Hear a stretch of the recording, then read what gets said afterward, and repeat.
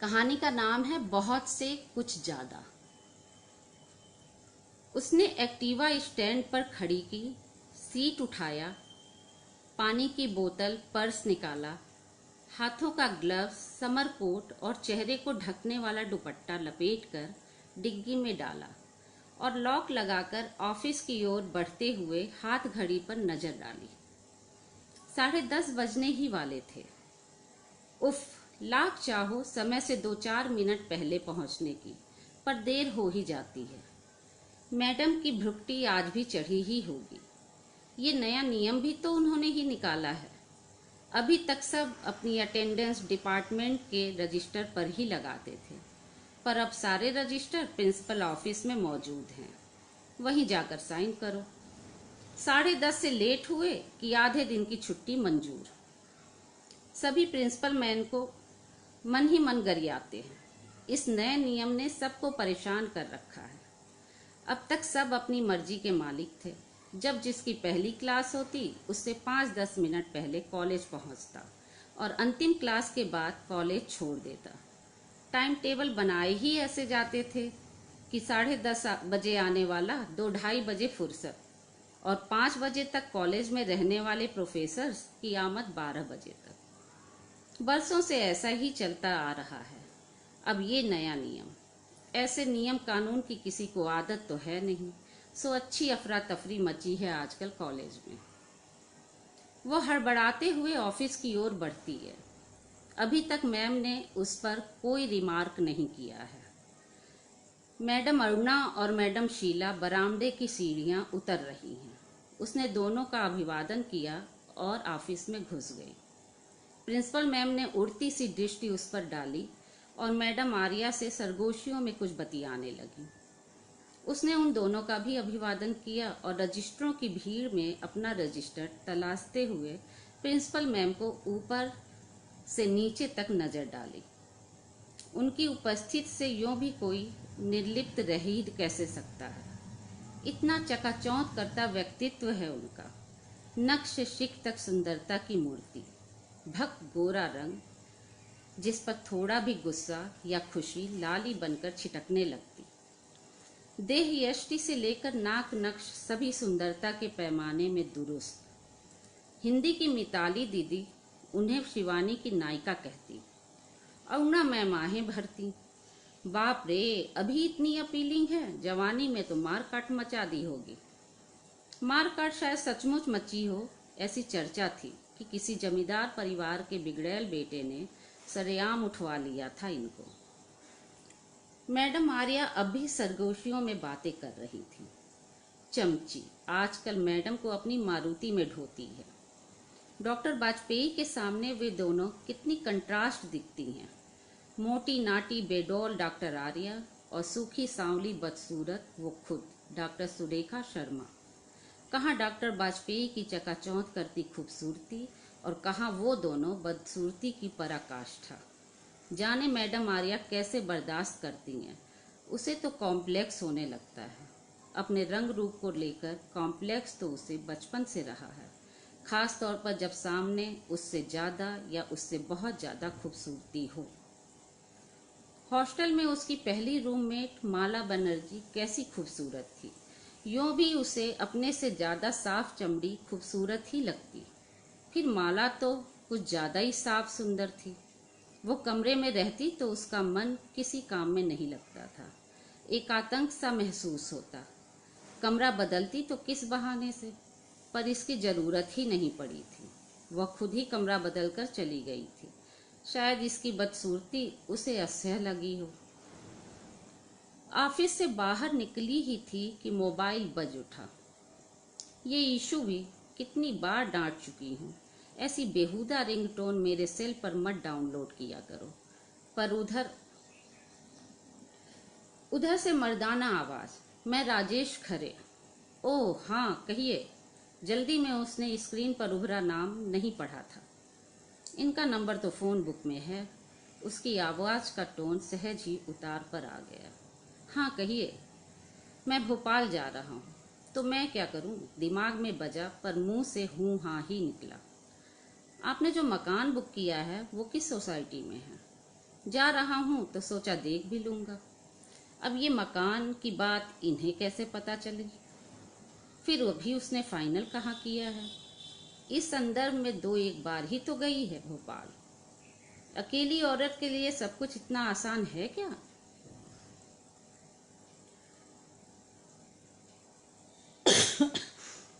अरे अभी कुछ फाइनल नहीं हुआ है और फिर आपको दूर भी पड़ेगी वो जगह, बेकार परेशान होंगे। कैसी परेशानी? अपनी चीज की पूछ परख तो की ही जानी चाहिए। आप बिल्डरों को नहीं जानती, बताते कुछ हैं और करते कुछ हैं। फिर अकेली औरत जानकर तो और मनमानी करते हैं। लगा बात लंबी खिंचेगी, सो व्यवधान डालना जरूरी लगा। जी वो सब बात की बात है, अभी मेरी क्लास है, बाद में बात करते हैं, कहकर उसने खट से मोबाइल का स्विच ऑफ किया और क्लास में घुस गई। पढ़ाते वक्त वो अपने को हर तरफ से काट लेती है। सिर्फ सुरेखा शर्मा सहायक प्राध्यापक जूलॉजी रह जाती है। पर आज मन में कहीं कुछ अटक गया है। ये आदमी गाहे बगाहे उसको उसके अकेली होने का एहसास दिलाता रहता है।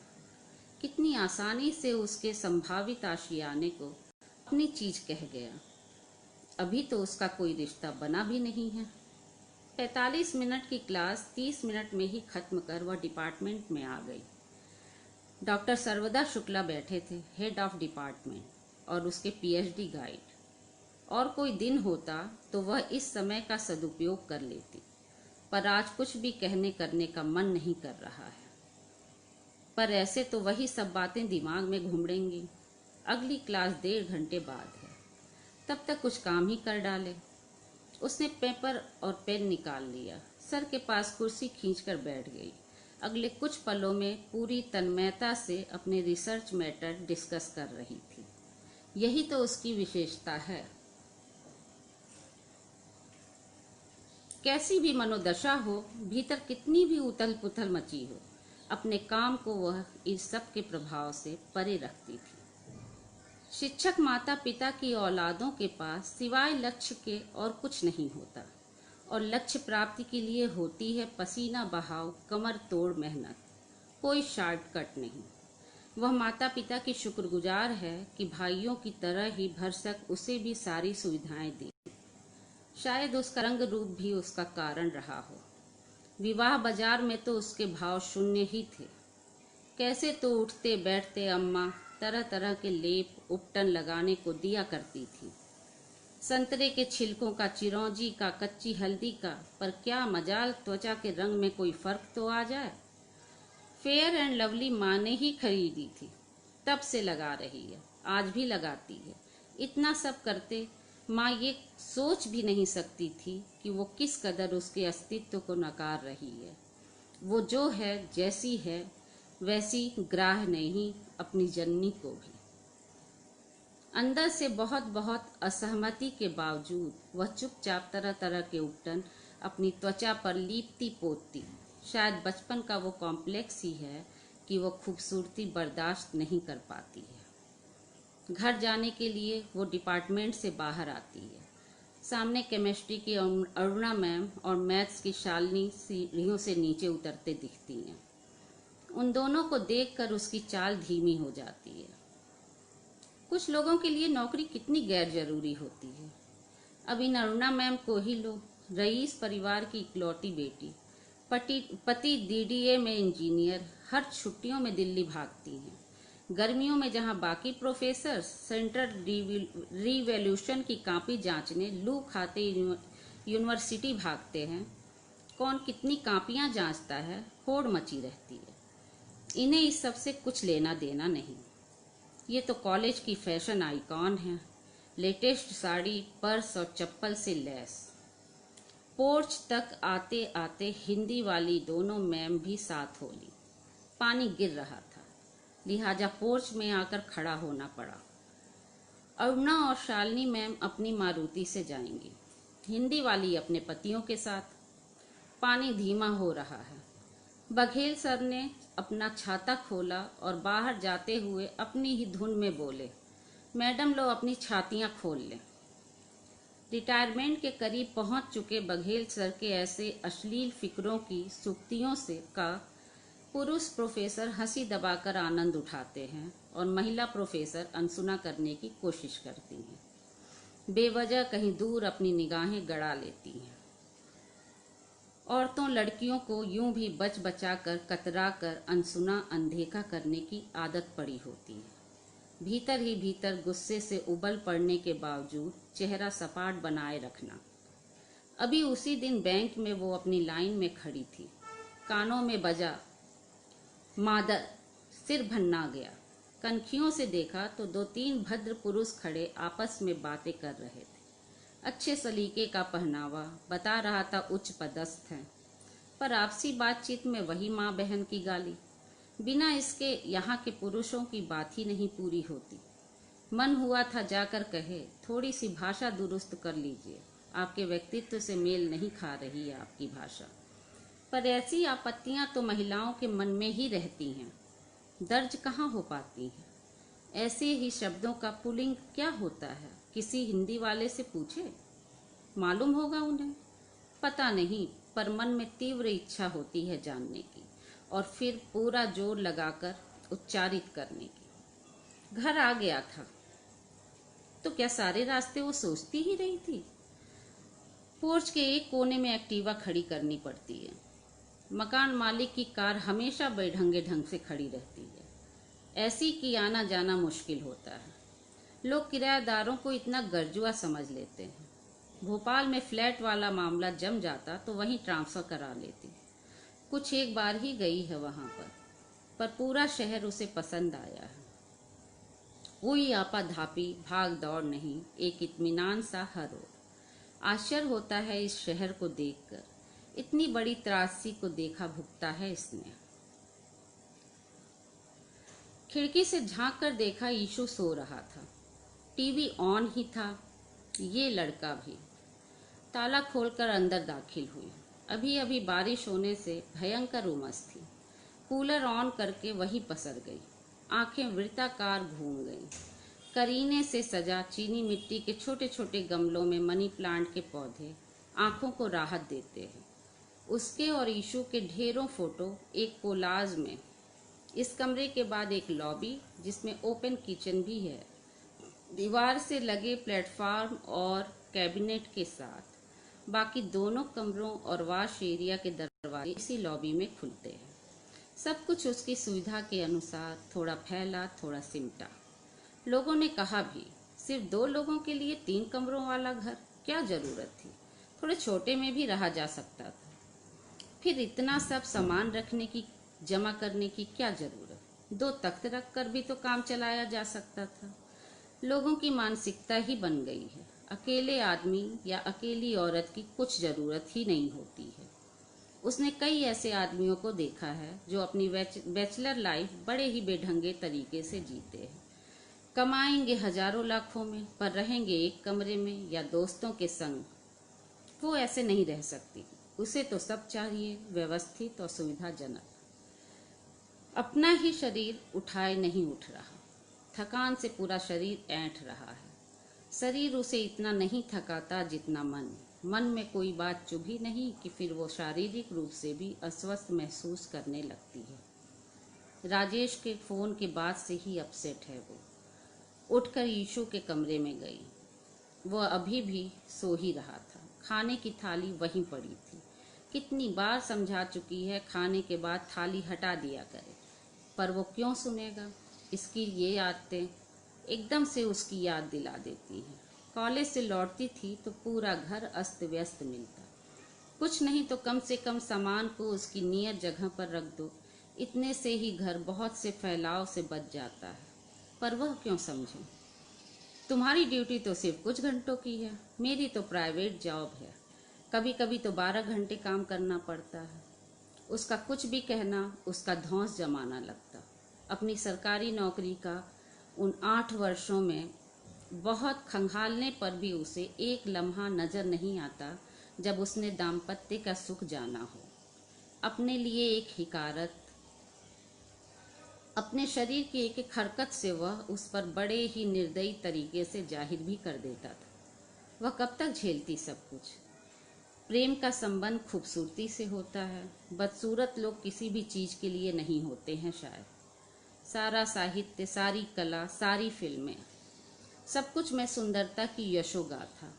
ये करीना कैटरीना, ये टीवी सीरियल्स की नायिकाएं, हर तरफ से खूबसूरती।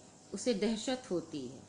वह टीवी पर अक्सर फैशन चैनल देखता, लॉन्जरी पहनकर कैटवॉक करती सुंदरियां।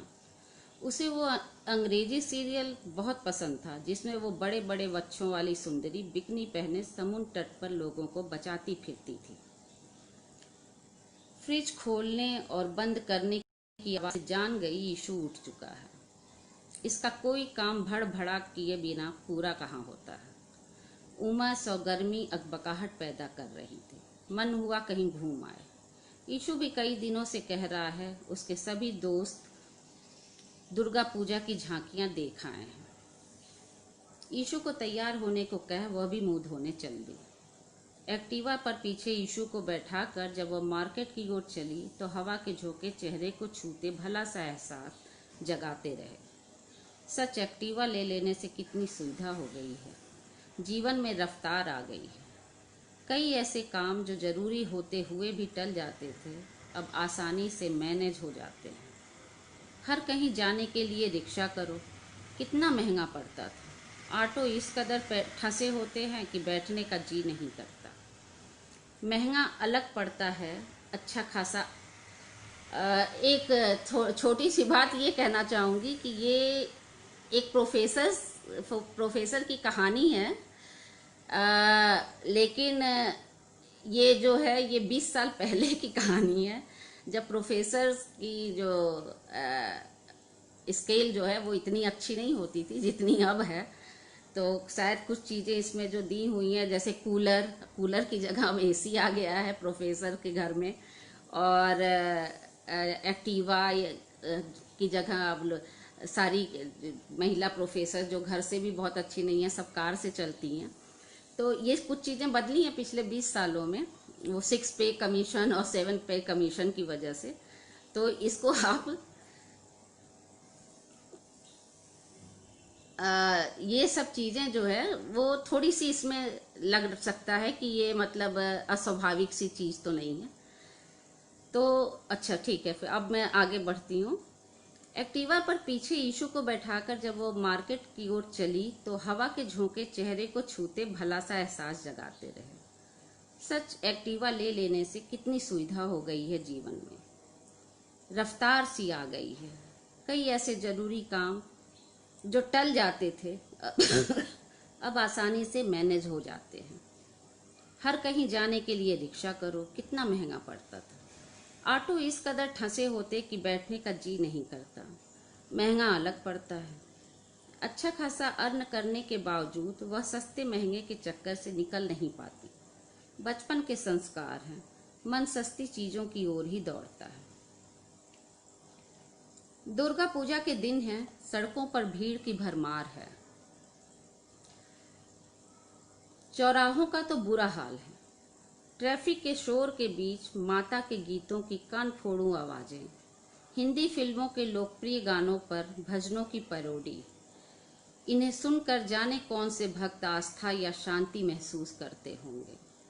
बहुत पहले पापा की कही बात याद आती है, भजन वही है जिसे सुनकर आप से आप आंखों में पानी आ जाए। आजकल के भजन सिवाय ध्वनि प्रदूषण के कुछ नहीं देते। हार्ट अटैक वाले आदमी का हार्ट फेल हो जाए ये सामर्थ्य जरूर है इस संगीत में। मम्मी रोको ना, मुझे ये वाली दुर्गा देखनी है। यीशु के कहने पर उसने एक्टिवा रोक दी। इतनी हजहज में उसे घबराहट होती है। रात 11 बजे जब वह बिस्तर पर गई तो बेहद थकान होने के बावजूद नींद कोसों दूर थी।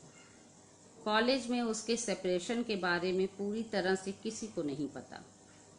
सब अपने अपने कयास लगाते हैं और अपने निष्कर्ष भी।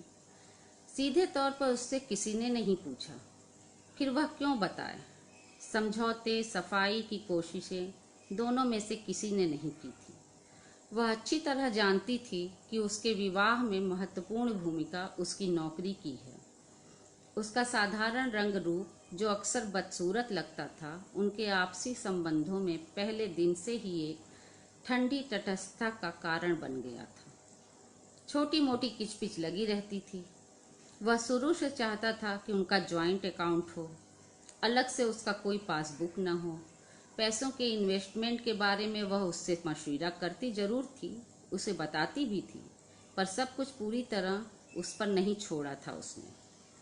उसे वो औरतें सख्त नापसंद थीं जो कमा कर तो खुद लाती और पैसों का सारा हिसाब पति के जिम्मे छोड़े रहती। ये औरतें रिश्तों में तो सारी अपनियत उड़ेल देंगी, पर रुपए, पैसे, जायदाद, बैंक बैलेंस, इसमें अपनियत का दावा दिखाने में अपनी हेठी समझेंगी।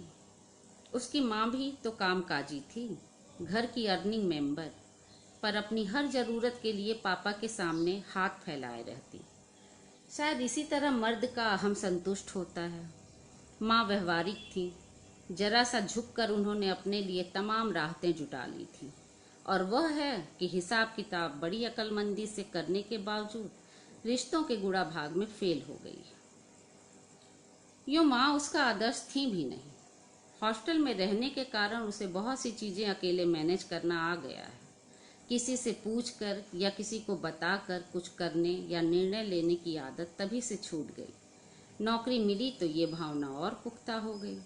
एक अच्छी नौकरी कितना कुछ आसान कर देती है, जैसे पैर जमीन पर मजबूती से खड़े हों, जैसे रीढ़ की हड्डी आप से आप सीधापन आ गया, अपना खुद का कद बलिष्ठ भर ऊंचा महसूस होने लगा हो।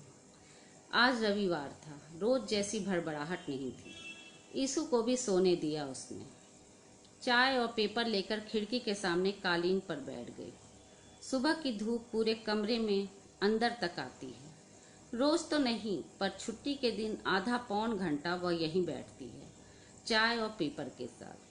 पेपर में आज मुंबई में बिहारियों और पूर्वी उत्तर प्रदेश वालों के साथ हो रही ज्यादतियों की खबरें उसके भीतर गुस्सा जगाती हैं। राजनीतिज्ञों से ज्यादा उसे आम आदमी पर गुस्सा आता है, जो राजनीतिज्ञों का मूल मकसद जानते हुए भी अपने आप को इनके द्वारा इस्तेमाल होने देता है। फिर क्षेत्रवाद, जातिवाद है कहाँ नहीं, हर जगह तो है। ये तो इंसान की जन्मजात प्रवृत्ति है। हॉस्टल के दिनों में कैसे तो आपसे आप उसे जौनपुर, गोरखपुर, बनारस की लड़कियां अपनी तरफ का भाव जगाती थीं। यात्रा में भी अगर पता चल जाए सहयात्री अपने क्षेत्र, शहर या गांव का है, तो उसके प्रति मैत्री भाव जग जाता। ऐसे ही विदेश में रहने वालों को भारत के किसी भी प्रांत के रहवासी अपने से ही लगते होंगे। इतने वर्षों से वह स्वयं मध्य प्रदेश में कार्यरत है। फिर कभी कभी कितनी अजनबियत का एहसास होता है। कॉलेज में तो यूपी और एमपी लॉबी चलती ही है। दरअसल कई प्रोफेसर पीएससी के द्वारा चयनित होकर आए हैं, जिनमें से ज़्यादातर यूपी और इलाहाबाद विश्वविद्यालय के प्रोडक्ट हैं। वह भी उनमें से एक है। एमपी वालों को यूपी वालों से जाने कैसी प्रतिस्पर्धा रहती है। उन्हें लगता है यूपी वाले अपने को ज़्यादा सुपीरियर समझते हैं। इन्हीं सब सोचों में वो घिरी थी कि फिर फोन आ गया। उन्हीं का है। इस बार साथ चलने का अनुरोध है। ईशु के यूनिट टेस्ट का बहाना कर टाल जाती है। कॉलेज में दो एक लोगों से उसके गहरे आत्मीय संबंध हैं। लीना मैम और अनिरुद्ध सर, दोनों पति पत्नी बेहद सज्जन और समझदार। यहीं पास में 2 घर छोड़ के रहते हैं। ईशु का तो वो दूसरा ही घर समझो। उनके बच्चों से भी खूब हिला मिला है। आजकल जाने क्यों पहले जैसी उष्मा नहीं महसूस थी। लगता है दोनों उससे कतराने लगे हैं, कुछ उखड़े से, शायद उसके नए संबंध की वजह से। लीना दी ने तो साफ साफ कहा भी था, तुम एक जंजाल से निकलकर दूसरे जंजाल में फंसने जा रही हो। अब अपने को नहीं, ईशु के विषय में सोचो। इतना बड़ा लड़का आसानी से किसी को अपना पिता नहीं स्वीकार पाएगा। उसके जीवन का केंद्र अब ईशु है, वही होना चाहिए। अपने बारे में सोचना, अपने लिए कुछ करना। लोगों को हास्यास्पद क्यों लगता है? क्यों एक 38 साल की बदसूरत औरत को अपने बारे में नहीं सोचना चाहिए? क्या उसके देह मन नहीं होते? उसके देह में जरूरतें नहीं जागती? पति के सामने याचक बनी रहे? हमेशा उसकी मर्जी, जब चाहे पुचकार सहला दे, जब चाहे दुत्कार दे। 8 वर्षों के दाम्पत्य का यही तो स्वाद चखा था उसने। सखा भाव जैसा सहजीवन उसका काम में तो सिर्फ इतना सा था, नहीं मिला। फिर क्यों रहे वह असह्य परिस्थिति में। वह छोड़ आई उसे। छूटा हुआ तो वह पहले से था, अब कानूनन छूट गया। वह फिर से साथी चाहती है, अपना घर लेना चाहती है। क्या उसका ये सब चाहना एकदम गलत है? क्यों उसे बजाते रिश्ते ढोने चाहिए? ऐसी अपेक्षा एक स्त्री से ही क्यों? पुरुष जब चाहे सब छोड़ के चल देता है, महात्मा बन जाता है। बुद्ध, राम, 19वीं सदी के राहुल सांस्कृत्यायन सब पूजनीय हो जाते हैं। स्त्री छोड़े तो सभी की निगाहें वक्र हो जाती हैं। भीतर भले सड़ाद हो, सतह पर सब कुछ चिकना चुपड़ा नजर आए। यूं भी फटे गुदरी कथरी को सीना संवारना ही लड़कियों का सलीका माना जाता रहा है। टूटा कबाड़ कचरा हटाओ फेंको कुछ नहीं, सब सहेजो सजाओ, इसी में सुघड़ता है। वह नहीं रही इतनी सुघड़ कभी भी। फटा चिटा कपड़ा हो या रिश्ता, उसे नहीं सीना। किसी टूट फूट की मरम्मत नहीं करनी उसे। कचरा कबाड़ अगर इकट्ठा करती रही तो घर कबाड़ खाना हो जाएगा। सांस लेने की कहाँ जगह बचेगी। उससे घुटन नहीं बर्दाश्त। ये नया रिश्ता भी क्या एक नए तरीके से उसे संत्रास देगा? पता नहीं क्यों दुख, संतास, तनाव ये शब्द डराने लगे हैं। उम्र के साथ सहनशीलता चुक रही है। वह पूरी तरह खुलकर सांस लेना चाहती है और अपनी हर सांस को अपने पूरेपन के साथ महसूसना चाहती है। क्या उसकी ये चाहत बहुत से कुछ ज्यादा है? समाप्त कहानी।